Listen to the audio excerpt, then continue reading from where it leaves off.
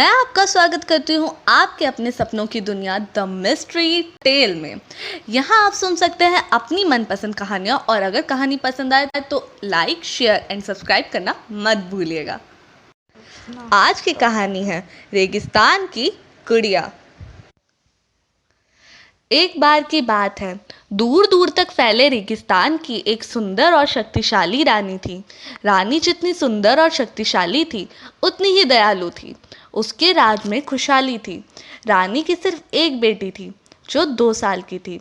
जिस दिन उसका दूसरा जन्मदिन था उस दिन महल में बहुत तैयारियां चल रही थी। रानी ने जश्न का आयोजन किया हुआ था। दूर दूर से बड़े बड़े राजा महाराजा ऋषि मुनि पंडित आए थे। उस दिन रानी अपनी जादुई शक्तियां अपनी बेटी को देने वाली थी और उसको अपना उत्तराधिकारी भी घोषित करने वाली थी। जश्न शुरू हुआ, सब खुश थे और रानी अपनी छोटी सी बेटी के साथ सभा में उपस्थित हुई और अपनी शक्तियों को देने के लिए तैयार थी। तभी अचानक बहुत तेज आंधी आई और बिजली कड़कने लगी और एक चील पे सवार होकर एक मायावी जादूगरनी वहां पहुंची। उसने अपनी माया की शक्ति से सबको पुतला बना दिया और रानी और राजकुमारी को अपना बंदी बना लिया। उसने उनके राज्य को अपने अधीन ले लिया। एक दिन रानी अपनी बेटी के साथ उसके कारागार से भाग निकलती है। थोड़ी दूर जाकर उसे एक गांव मिलता है। उस गांव में एक बूढ़ी औरत से वह मदद मांगती है। वह औरत अकेले रह रही होती है और मदद करने को तैयार हो जाती है। उसके घर जाकर रानी सोचती है कि वह ज़्यादा दिन उस जादूगरनी से बच नहीं सकती, इसलिए वह अपनी बेटी को उस बूढ़ी औरत को सौंप के वहाँ से चली जाती है। वहाँ से निकलते ही रानी पकड़ी जाती है और फिर बंदी बन जाती है। राजकुमारी की भी तलाश होती है पर वो वहाँ नहीं मिलती। समय बीतता जाता है और रानी को कारागार में फंसी रानी को अपनी बेटी का इंतज़ार होता है कि उसकी बेटी उसे एक दिन बचाने ज़रूर आएगी। राजकुमारी नैना उस बूढ़ी अम्मा के घर बड़ी होती है और उस बूढ़ी अम्मा को ही अपनी माँ समझती है। पर जब वह 16 साल की होती है तब वह बूढ़ी अम्मा बहुत बीमार हो जाती है और उसे लगता है कि वह अब कभी भी मर सकती है। तब अम्मा ने उसे उसका सच बताया कि तू मेरी बेटी नहीं है, तू रानी माँ की बेटी है। तुझे उस जादूगरनी को बचाने के लिए तेरी माँ ने तुझे मुझे सौंप दिया था और तेरी माँ सालों से कारागार में इस आस में तेरा इंतज़ार कर रही है कि तू एक दिन उसे बचा के उसका सम्मान और राज्य वापस दिलाएगी। बूढ़ी अम्मा बोलती है कि जा बेटा जा और अपना कर्म कर और अपनी माँ को बचा। यह सब सुनकर नैना परेशान हो जाती है। नैना अपनी माँ की तलाश में निकल पड़ती है पर उसे नहीं पता कि उसकी माँ कहाँ है। वह एक तरकीब सोचती है और महल में जाती है। महल में वो जादूगरनी से मिलते ही उससे उसकी दासी का काम मांगती है। जादूगरनी उसे नौकरी पे रख लेती है। महल में रह के वह अपनी माँ के बारे में पता करने में लग जाती है। पर ऐसे ही 3 माह बीत जाते हैं और उसे कुछ पता नहीं चलता परंतु वह जादूगरनी का विश्वास जीत चुकी है और उसका काम देखकर वह उसे अपनी प्रधान सेविका का दर्जा देती है। एक दिन जब जादूगरनी महल में नहीं होती तब नैना उसके कमरे की छानबीन करने चली जाती है और उसे एक चमकीला पत्थर मिलता है।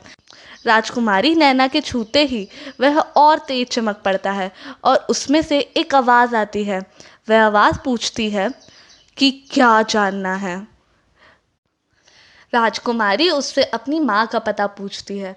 वह आवाज़ उसे बताती है कि उसकी माँ उत्तर दिशा के सबसे ऊंची चोटी वाले बर्फीले पहाड़ में कैद है। राजकुमारी यह बात जानकर उस जादूगरनी के छुट्टी लेकर अपनी माँ को मिलने निकल पड़ती है। बहुत कठिन रास्ते, नदियाँ, बर्फीले हवाओं को पार करते हुए राजकुमारी उस पहाड़ की तरफ चलती रहती है और आखिरकार वह वहाँ पहुँच जाती है। लेकिन पहाड़ के द्वार पर एक जादुई राक्षसी उसकी पहरेदारी कर रही होती है। राजकुमारी का उस राक्षसी से युद्ध होता है और राजकुमारी उस राक्षसी को हरा के अपनी माँ को आज़ाद करती है। राजकुमारी अपनी माँ से मिलती है और उसे सब बताती है। उसकी माँ अपनी बेटी को देख के बहुत खुश होती है। राजकुमारी सारी जादुई विद्या अपनी माँ को महल लेके आती है। जब वह महल पहुँचती है तब जादूगरनी उसको देख के तुरंत जादू से उसे बंदी बनाने की कोशिश करती है, परंतु राजकुमारी अपनी शक्तियों का इस्तेमाल करती है और जादूगरनी को नाकाम कर देती है। जादूगरनी बहुत ही जादुई शक्तियों का इस्तेमाल करती है पर हर शक्ति का राजकुमारी डट के सामना करती है।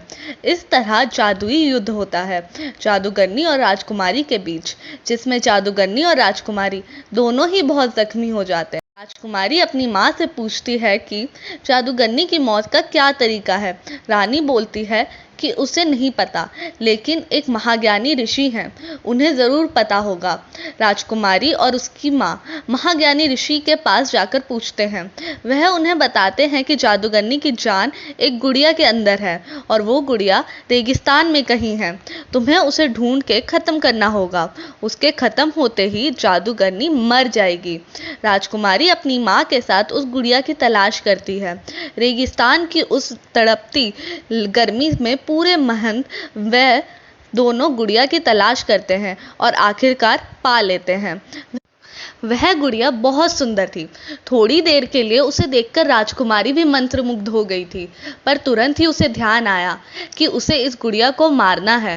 पर जैसे ही उसे वो मारने जाती है, वहाँ अचानक जादूगरनी आ जाती है और गुड़िया को अपने हाथों में लेने की कोशिश करती है, परंतु वो गुड़िया राजकुमारी के हाथ से गिर जाती है और जादूगरनी और राजकुमारी का फिर से युद्ध होने लगता है।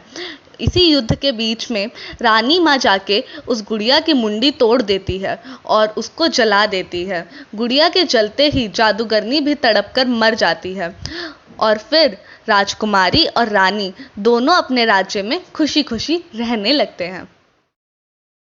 कहानी कैसी लगी हमें कमेंट्स में बताएं और आपको कैसी कहानियाँ पसंद है ये भी बताइए, ताकि हम आप तक हर थर्सडे आपकी मनपसंद कहानियाँ आप तक पहुँचा